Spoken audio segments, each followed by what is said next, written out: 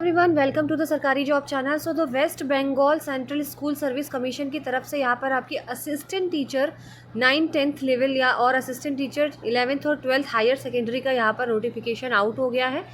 अगर यहाँ पे बात करें तो यहाँ पे वेस्ट बंगाल की तरफ से ये है आपकी गवर्नमेंट यहाँ पर आपकी टीचर की वैकेंसी है, जिसमें आपकी assistant teacher upper primary level और आपकी जो है वो सेकेंडरी लेवल पे भी यहाँ पर आपकी वैकेंसीज़ हैं। अगर यहाँ पे बात करें तो आपकी यहाँ पर सारी इन्फॉर्मेशन लिखी हुई है। आपके जो ऑनलाइन एप्लीकेशन फॉर्म है वो 16 जून से शुरू हो जाएंगे और क्लोजिंग डेट जो रहेगी वो आपकी 14 जुलाई 2025 रहेगी। लास्ट डेट फीस जमा करने की भी 14 जुलाई 2025 रहेगी। फ़ीस की बात करते हैं तो यहाँ पर अगर आप सेकेंडरी लेवल के लिए हैं 9-10th के लिए तो 500 रुपये जनरल ओबीसी कैंडिडेट के लिए और 200 रुपये SC/ST PH कैंडिडेट के लिए। अगर आप 11-12 के लिए हैं तो 500 रुपये भी जनरल ओबीसी के लिए और SC/ST के लिए 200 रुपये फ़ीस रहेगी आपकी। बाकी यहाँ पर क्वालिफ़िकेशन देख लीजिए। अगर आप टीचर्स 9th और 10th के लिए अप्लाई करेंगे तो आपके पास ग्रेजुएशन होनी चाहिए 50% मार्क्स के साथ, या फिर पोस्ट ग्रेजुएशन होनी चाहिए प्लस बीएड होना चाहिए आपके पास, या फिर आपके पास 4 साल की डिग्री BA BEd या BSc BEd होनी ज़रूरी है।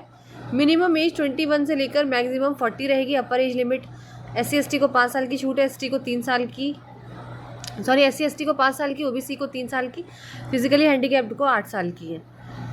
बाकी यहाँ पे जो है वो सारी चीज़ें मैंने बता दी है। अगर आप बात करें 11th और 12th के लिए तो यहाँ पर आपके लिए पोस्ट ग्रेजुएशन होना चाहिए 50% मार्क्स के साथ और बीएड होनी चाहिए। यहाँ पर भी सेम एज लिमिट रहेगी जो पहले बताई थी, ठीक है।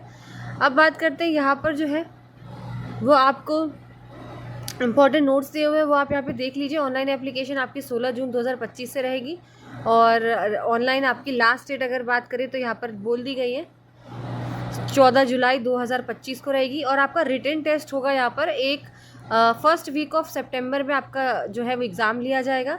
4 अक्टूबर को 4th वीक ऑफ अक्टूबर को यहाँ पे आपका रिज़ल्ट आ जाएगा। फिर आपका इंटरव्यू होगा 1st वीक और 3rd वीक ऑफ नवंबर में, ठीक है। उसके बाद जाकर फिर आपका 29 नवंबर को आपका जो है काउंसलिंग और रिकमेंडेशन होगा। तो ये आपने समझ लिया कि किस तरीके से यहाँ पर जो है एग्ज़ाम के बेसिस पे ही आपका यहाँ पे सिलेक्शन होगा। बाकी सारी चीज़ें यहाँ पे लिखी हुई हैं, रिलैक्सेशंस वगैरह वो आप यहाँ पे पढ़ सकते हो, ठीक है। बाकी यहाँ पर वेटिंग लिस्ट वगैरह के बारे में भी लिखा हुआ है। और अगर यहाँ पे बात करें आपकी तो एग्ज़ाम के बारे में यहाँ पर तो OMR शीट पे जहाँ तक है वो आपका एग्ज़ाम होगा। यहाँ CBT भी कर सकते हैं, यहाँ पे क्लियर नहीं है, ठीक है।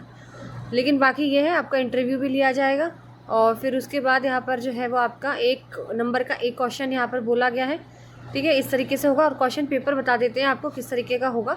तो यहाँ पर आपका जो पेपर है वो इंग्लिश बंगाली में सेट होगा पेपर, ठीक है। और लैंग्वेज पेपर्स तो सेम लैंग्वेज के होंगे, बट फॉर संस्कृत वो बंगाली में होगा।